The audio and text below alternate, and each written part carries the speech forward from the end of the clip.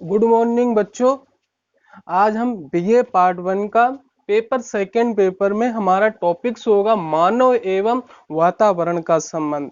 मानव यानी कि ह्यूमन का जो हमारा एनवायरनमेंट से क्या संबंध है, इसके बारे में हम पढ़ेंगे, यानी कि इसका रिलेशन क्या है। तो सबसे पहले आता है कि वातावरण। वातावरण क्या होता है, या फिर कह सकते हैं हम पर्यावरण। वातावरण या पर्यावरण या एनवायरनमेंट, ठीक है। तो एनवायरनमेंट क्या होता है, सबसे पहले ये जानते हैं। तो हम एनवायरनमेंट की एक सीधी परिभाषा होती है कि जो हमें चारों तरफ से घेरे हुए है, या वस्तु या स्थान, कुछ कहीं पे भी जो हमें चारों तरफ से घेरे हुए है, उसको हम क्या कहते हैं, पर्यावरण यानी कि वातावरण। या फिर कह सकते हैं वातावरण उन सभी तत्वों या दशाओं को कहते हैं जो किसी स्थान, आवास या वस्तु को घेरे है एवं उसको प्रभावित करते हैं। जैसे कि हम कॉलेज होता है तो एक कॉलेज का वातावरण जो हमें चारों तरफ से दिखता है, घर का वातावरण, बाजार का वातावरण, या किसी मैदान में हो हम, खेल का माहौल हो, तो एक वातावरण। वातावरण क्या होता है। अब इसके बाद आता है वातावरण के प्रकार। वातावरण के प्रकार में हम देखते हैं, एक होता भौतिक यानी कि प्राकृतिक वातावरण, एक होता सांस्कृतिक वातावरण। सांस्कृतिक वातावरण में हम जो मानव को रखते हैं कि मानव द्वारा जो बनाई हुई चीजें, यानी या फिर कहते हैं मानवीय वातावरण। वातावरण तो इस प्रकार में देखते हैं भौतिक या प्राकृतिक वातावरण या फिर मानवीय वातावरण यानी कि सांस्कृतिक वातावरण। भौतिक वातावरण में हम उन वस्तुओं को रखते हैं जो नेचर द्वारा बनाई होती हैं, जिससे मानव सीधा संबंधित होता है। जल हुआ, वायु हुआ, है ना, हवा हुई, और जैसे कि हमारा जो कुछ हमें दिखाई देता, पर्वत, पठार, नदियां, है ना, और मैदान, और ये सब वस्तुओं को हम किस में रखते हैं, नेचर द्वारा, जो ने प्रकृति से हमें सीधे से मिलता है उस प्रकार से। और जैसे सांस्कृतिक वातावरण में रखते हैं, जैसे हम हमारी भाषा, ठीक है, भाषा हुई, पॉपुलेशन हुई, यानी कि परिवहन हुआ, है ना, यातायात के साधन हुए, रेल हुए, सड़क हुआ, घर या मकान, ये जो बिल्डिंग्स बनी हैं, ये सब कैसी है, सांस्कृतिक वातावरण में जो हम मानव द्वारा निर्मित है, या इसे कहते हैं प्रकृति द्वारा निर्मित, और ये हमारा मानव द्वारा निर्मित। जो प्रकृति द्वारा निर्मित होता उसी के आधार पर मानव निर्मित होता है। जैसे कि अगर पहाड़ी इलाका है तो वहां पे सांस्कृतिक वातावरण का तभी निर्माण होगा, उसी के अनुसार मानव जीना स्टार्ट करेगा, क्योंकि उसी प्रकार वो वहां पे घर बनाएगा। इसके बाद आता है हमारा अगली हेडिंग भौतिक वातावरण के प्रमुख। जो ये हमारे भौतिक वातावरण है, इसके प्रमुख तत्व कौन है, इनके बारे में जानते हैं। पहला आता है स्थानिक संबंध, यानी कि जो स्थानिक संबंध है, जो भौतिक वातावरण है, जो स्थान के अनुसार कैसा संबंधित होता है। जैसे कि कोई मानव है महाद्वीपीय क्षेत्र में रहता है, यानी कि जो चारों तरफ से स्थल ही घिरा हो, जैसे नेपाल हुआ, भूटान हुआ, अफगानिस्तान हुआ, ये देश ऐसे होते हैं जो इन्हें हम महाद्वीपीय देश कहते हैं, स्थलबद्ध, ठीक है। इस प्रकार से, या फिर तटीय क्षेत्र, यानी कि जो समुद्र किनारे जो मानव रह रहा होगा, वो या तो मछलियां पकड़ेगा, ठीक है, उससे उसका जीवन यापन चलेगा। तो वो किससे प्रभावित हुआ, भौतिक वातावरण, यानी कि जो हमारे वातावरण से प्रभावित हुआ। अगर वो समुद्र के किनारे रह रहा तो उसका कल्चर्स, वो रहन सहन अलग बनेगा। अगर वो नदी के किनारे रह रहा है तो उसको मछलियां पकड़ना और उस प्रकार से काम कर रहा। जो पहाड़ी इलाका पे रह रहा है, यानी कि जो बहुत दूर या फिर द्वीपीय इलाका में रह रहा है, तो उस प्रकार से उसका जीवन यापन अलग होगा। तो इस प्रकार से हमें स्थानिक संबंध में प्रभावित करता है। फिर आता है भूमि का स्वभाव, भूमि का स्वरूप। भूमि का स्वरूप सबसे ज्यादा फर्क डालता है कि इसमें जो हमारा पूरे विश्व का जो धरातल है, जिसमें 27% यानी 27% हमारा क्या होता है, पर्वत पाए जाते हैं, और 18% पठार, और 55% हमारे मैदान, यानी कि 27% पर्वत, 18% जो पठार, और हमारे जो मैदान पाए जाते हैं 55%। पर्वत यानी कि माउंटेन्स, है ना, प्लेटू, और हमारा प्लेन जो हमारा 55% पाया जाता है। अब पर्वत जो है वो मानव के कैसे प्रभावित करता है, जैसे कि कोई पहाड़ी इलाका है तो वहां पे अच्छे से कृषि नहीं की जा सकती क्योंकि वो ढलान होता है, तो वहां पे व्यक्ति वो अपने हिसाब से घर वैसे ही बनाएगा, उसी तरह से छोटे छोटे क्यारियों के रूप में वहां पे अपनी कृषि करेगा और उसी के अनुसार वो जीना स्टार्ट करेगा। ठीक है, क्योंकि 165 मीटर की ऊंचाई पे हम जैसे जाते हैं तो ऑक्सीजन कम भी होने लगती है ऊपर ऊपर बढ़ने से, और साथ में ऊपर टेम्परेचर भी घटने लगता है। इस प्रकार से मानव प्रभावित होता है पर्वतों से। अब पठारी इलाका है, जहां भी पठारी इलाके होते हैं ये मिट्टी इतनी उपजाऊ नहीं होती है, लेकिन फिर यहाँ पे औद्योगिक क्षेत्र यानी कि यहाँ पे सबसे ज्यादा लोहा है, कोयला है, ये सब मिनरल्स जितने हैं यानी खनिज जितने हैं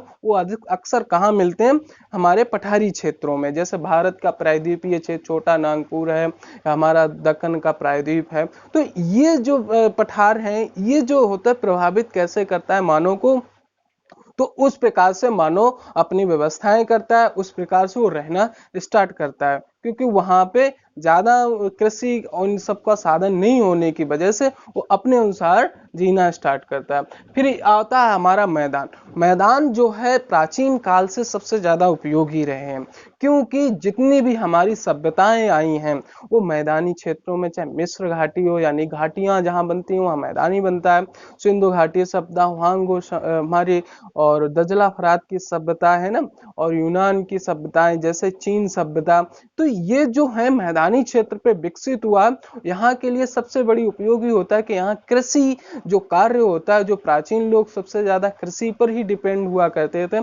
आधुनिक युग में आज टेक्नोलॉजी औद्योगिक क्षेत्र में ज्यादा बढ़े, लेकिन जो प्राचीन लोग थे मैदानी क्षेत्र में तो वो कृषि पर सबसे ज्यादा निर्भर, और मैदानी क्षेत्र में सबसे ज्यादा सामाजिक विस्तार भी हुआ, बड़े घर, बड़े मकान, और इसके साथ दूर दूर तक हमारा बड़ा क्षेत्र जैसे बना, और साथ में बड़े नगरों का भी विकास हुआ जो मैदानी, क्योंकि बड़े गांवों का भी निर्माण हो सकता है कि स्पेस ज्यादा मिलने की वजह से ज्यादा लोग एक जगह से पर रह सकते हैं। जब ज्यादा लोग एक जगह पर रहेंगे तो समाज का निर्माण निश्चित होता है। तो इस प्रकार से भूमि का स्वरूप प्रभावित करता है।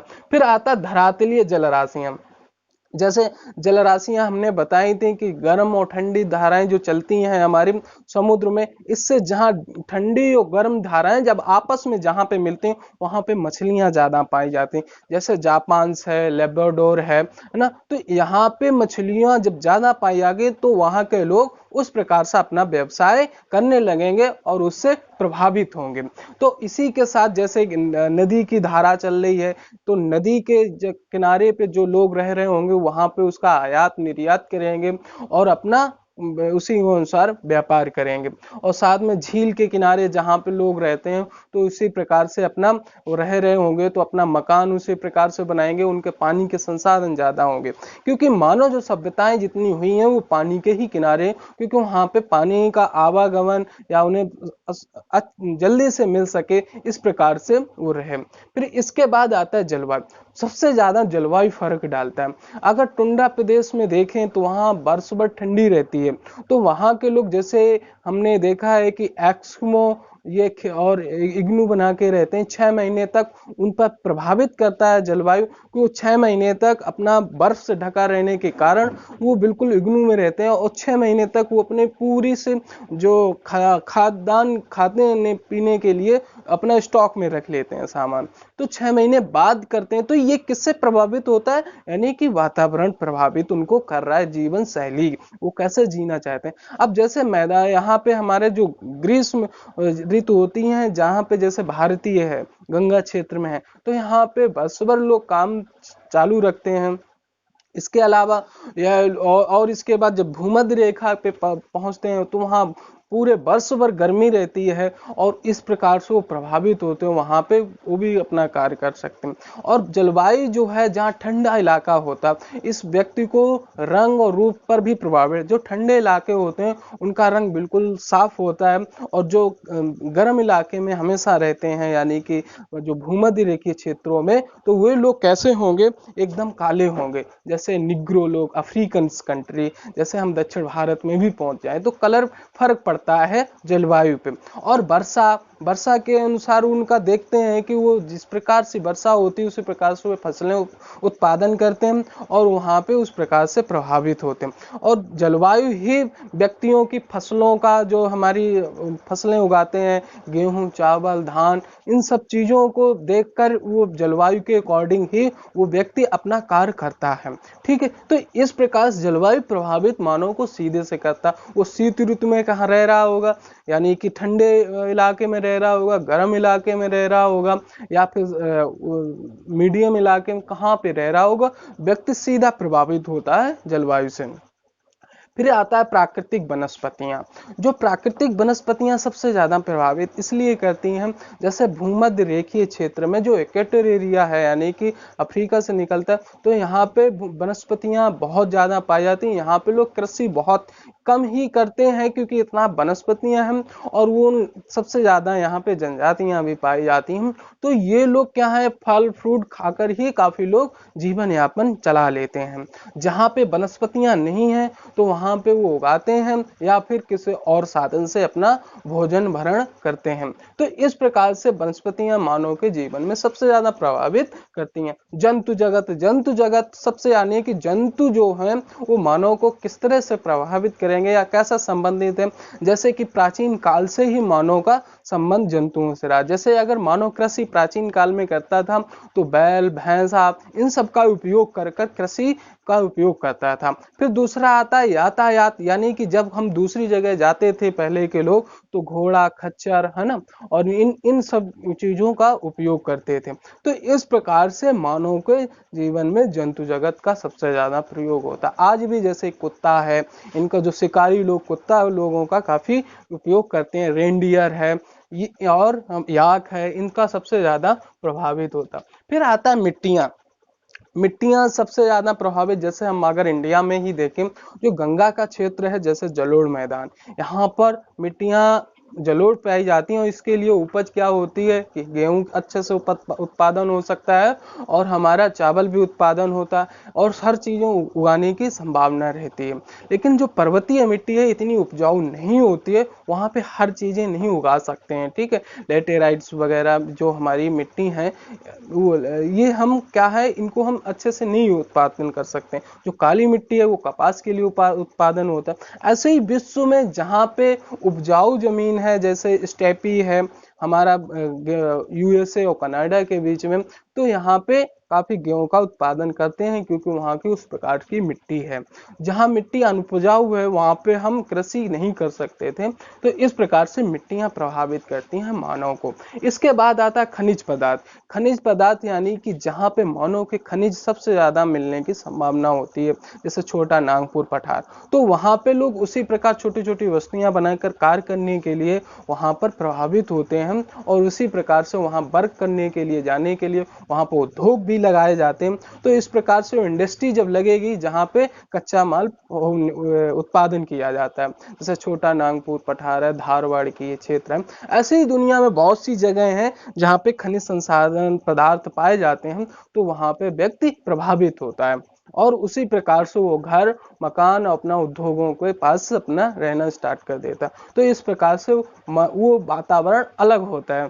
फिर इसके बाद है शक्ति संसाधन, यानी कि शक्ति संसाधन में कोयला, हमारा पेट्रोलियम गैस, ये जहाँ से निकलता है तो वहाँ से लोग दूर दूर कर जॉब करने जाते हैं, जैसे कि इराक, ईरान, यूएई है ना, सऊदी अरब, यहाँ पे लोग जाते हैं कोयला में मतलब जो खनिज पदार्थ हैं इनको शक्ति संसाधन उपयोग करते हैं और हमारे जो शक्ति आई ऊर्जा प्राप्त हुई, जैसे कोयला, पेट्रोलियम, तो मानव ने हमारे प्लेन बनाए, रेलगाड़ी बनाई, जहाज बनाए और इसी प्रकार मोटर यान, ये सब कैसे, पेट्रोलियम से। अगर ये सब चीजें ना हो तो व्यक्ति का वातावरण अलग चेंज हो जाता, तो वो प्राचीन ढंग से अपना यातायात करता और उसी प्रकार से वो जीता।